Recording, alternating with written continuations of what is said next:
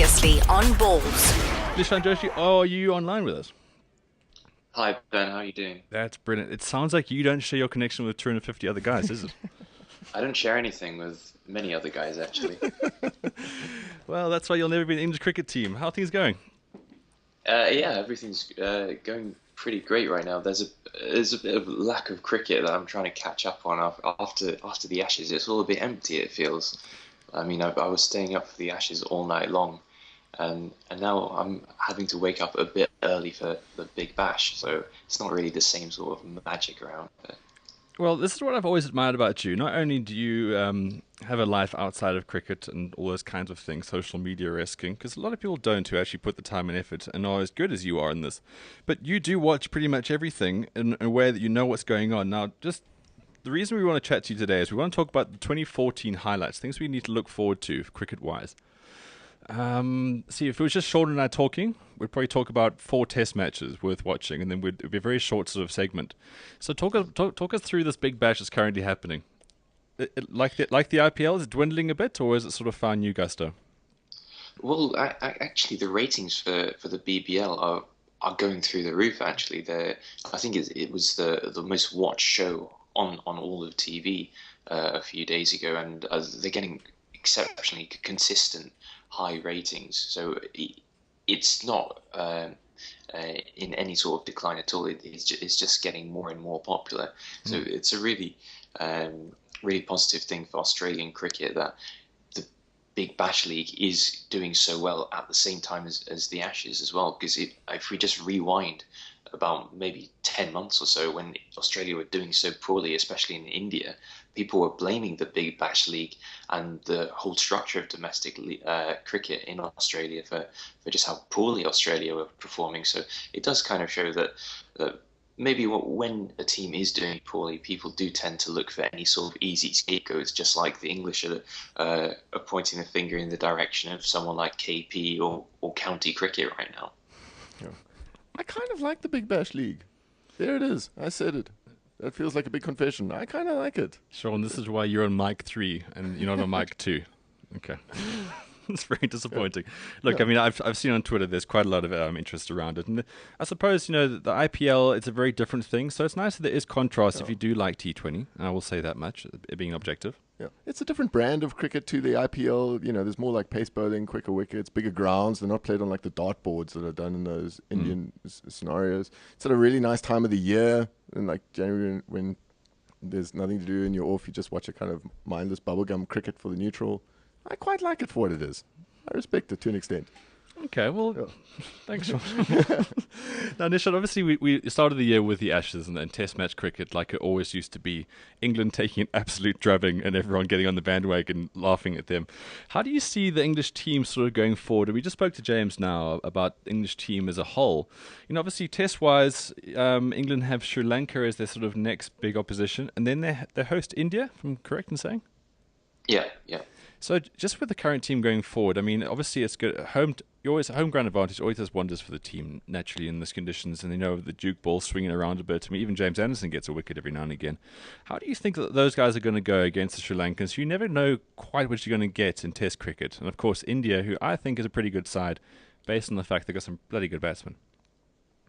Well, I think one of the most interesting statistics to come out of 2013 was just how poorly all Test sides did away from home. And I think there were only 2 victories by Test sides away from home all year long. And I think they were both against Zimbabwe. And so I do think that... Hey, hang on a second. Proteas beat Pakistan in the cricketing capital of the UAE. Technically, that wasn't... at Pakistan's home, but I do get your point. I mean, the thing is that it does seem extremely difficult to actually win a Test match away from home, except for the mighty Proteas, of course.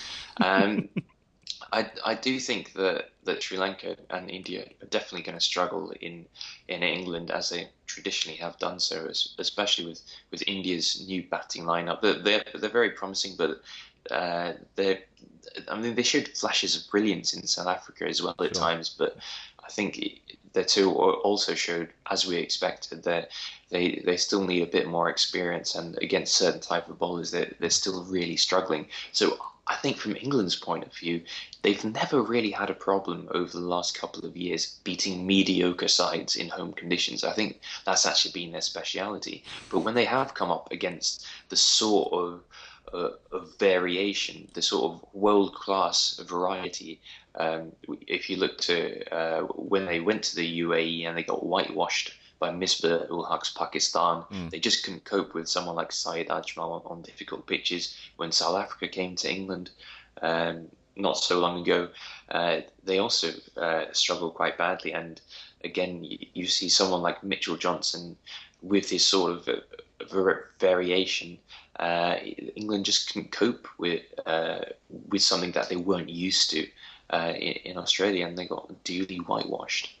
Just to touch on, we have a very candid chat about the year ahead, because I think there's just so many things to tap into, and in our short time span today, I think we'll try our damnedest. But just touching on Mitchell Johnson, he's almost brought like glamour back to fearsome fast bowling again, because there was a time when there was all this emphasis on seamers and guys putting it around with some swing back in the 3 days of heyday of James Anderson.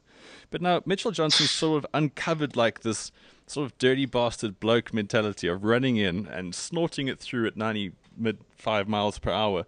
Do you think other teams are going to start focusing on just trying to have some out-and-out pace in their test attacks nowadays, just for sheer variety? Well, it's really interesting you see that, actually, because I think from South Africa's point of view, Morne Morkel is the type of guy who can really look to be a bit nastier. I mean, everybody talks about Morne Morkel, and we all seem to acknowledge him as a very, very good fast bowler in Test cricket especially. But I mean, given his height, given his pace, you would expect him to be a bit more feared in international cricket. I mean, when he came on the scene, everybody was talking about a fast bowler who they were really genuinely scared of. Yeah. But I think what he's done is he's sacrificed his pace a bit. He's lost a few miles per hour, and he's gone a bit more for accuracy, but he hasn't made him into that sort of really world-class bowler. I mean, if you look at South Africa's premier duo right now, it's Steyn and Philander, and Morkel has waned somewhat. He's almost the supporting bowler, and if you look at the way he was even a couple of years ago, I mean, he's been steady rather than spectacular. That's a great point, yeah. I remember watching him first day Centurion, that test against India, when Cullis unveiled his new hair and got a double 100. Morne Morkel ripped through those guys. I remember his first wicket was Sehwag, flashing caught the third man. I think he got 6 wickets in that day. It was rain shortened. And he was kind of like that sort of soil yourself quick, which is exactly, I think you need that, because the whole thing about that Aussie lineup up until this last series, they were always decent because you based it on some like Harris or Siddle, but the fact you got that X factor, as they say in the classics, Sean, the X factor There we go. of Johnson, First show, an X factor comes in. Johnson ripping it through there. I think it's such a great thing. And Morkel, is it going to take a public feud with his mother? It's just stick a Mitchell Johnsonism in here. You're right. If he can dial it up and just run in there and get given the license to basically run in there and just ruffle some feathers, it'd be a huge attribute to like Proteas attack. It's a license as well that you talk about to be given to bowl like that too, because Michael Clark was backing Mitchell Johnson up with just flat out leg theory fields. So some of those field settings belonged in the Bodyline series. A couple of leg slips here and there. Short legs, mandatory, leg side catching positions all over the show. So if we could think about using Morne Morkel like that and just more aggressively himself, as well as just encouraging it in the field, could be yet another string to the bow. Yeah, which brings us on to the Aussie SA Test Series coming up, and I know this is on a level with the SA versus New Zealand rugby match for me, because the timing's great. Okay, Cullis' retirement softens it a bit. Your thoughts on that series going ahead?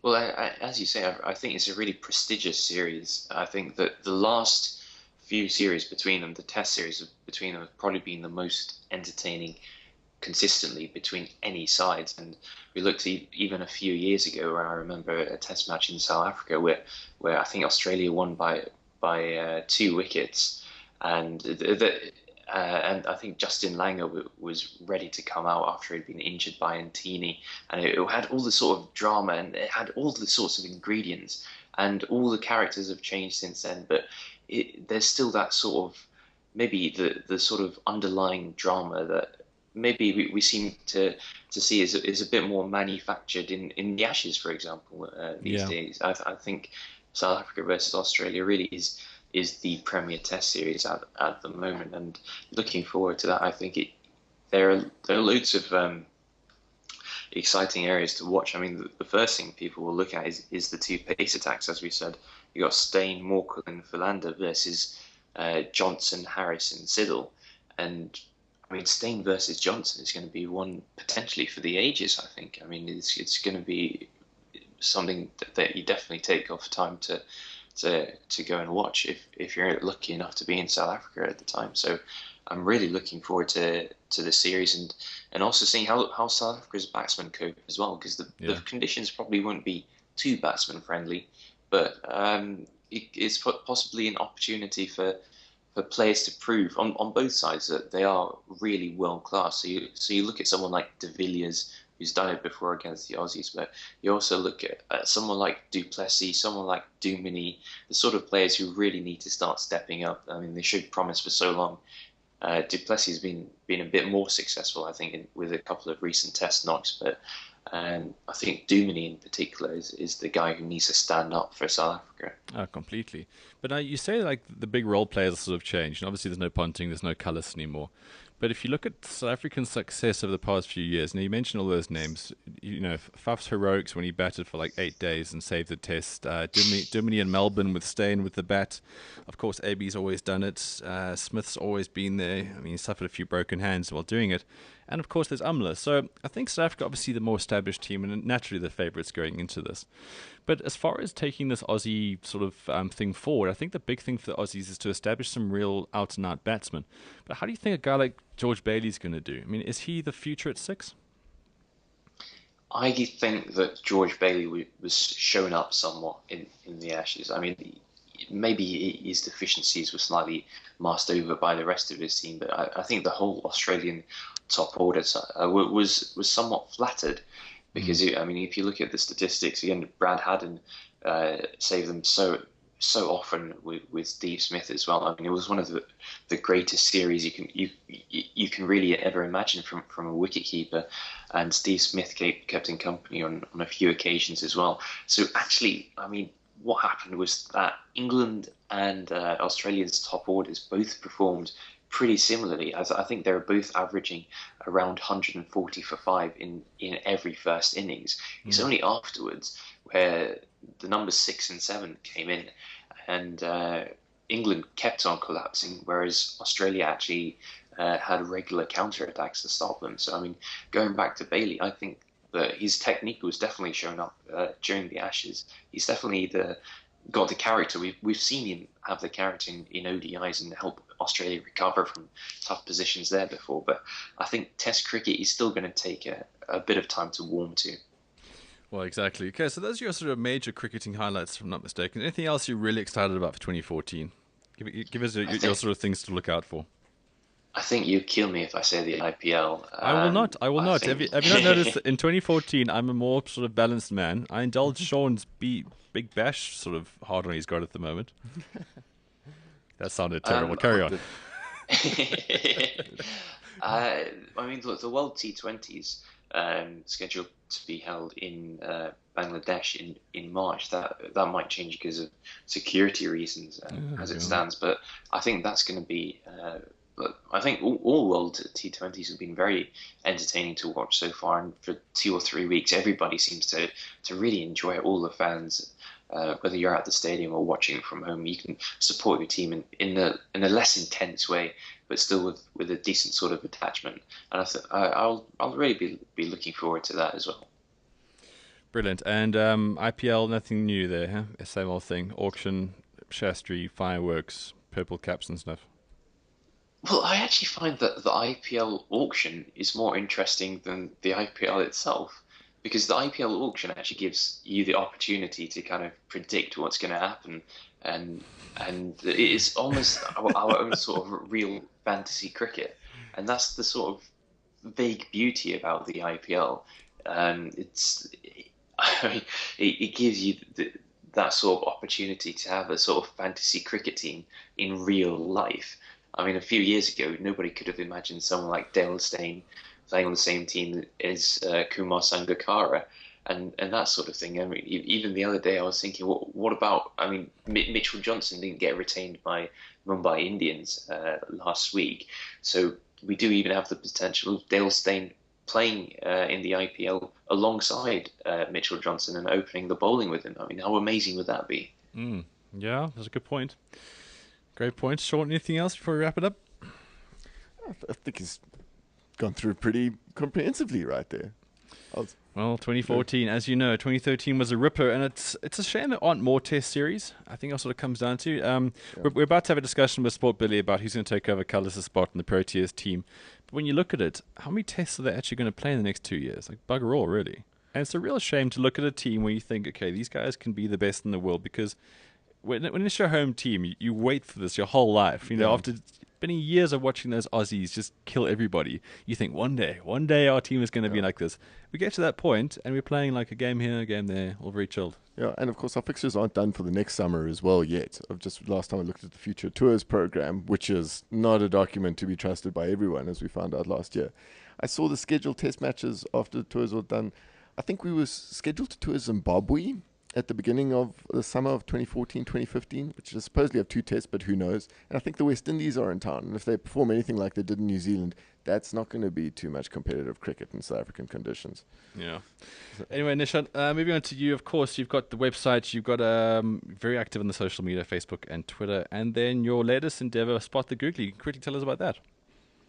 Yeah, it's a television pilot that we did recently in London, and we got a couple of comedians, we got a couple of journalists, and we got cricketers Isha Guha and Pakistan's Azam Ramood on it as well. It's a cricket quiz show, and I was hosting it, and the final product is out on YouTube. Hopefully we'll get an IPL auction style bid. Maybe something along the lines of what Glenn Maxwell got last year. Yeah, I know. It sounds fair. And hopefully we'll get picked up, maybe by either a website or a TV network. So I'm really proud of the final product. You can watch it on YouTube if you just search for Spot the Googly, and I think that all cricket fans will really enjoy it. It's something really different, and it's something that I'm very happy with the final product. And something I do endorse as well. It's very entertaining, and I'm a very critical cricket person. So catch more of Nishant as Alt Cricket on the Twitter. altcricket.co.com, is it? It's alternativecricket.com. Alternativecricket.com. Okay, and of course you can find them on the Facebook as well. Nishant, thanks so much. We're great to have your thoughts again during the SA Aussie series. So we'll chat in a couple of months' time, or it's next month, isn't it, Sean? It's already late Feb they're here. Yeah, 2014, great cricketing year ahead. So be sure to follow Nishant at altcricket on the Twitter. He is probably the most prolific of the cricket tweeters out there. Nishant, thanks. Visual radio. Radio like you've never seen it before. Balls.co.za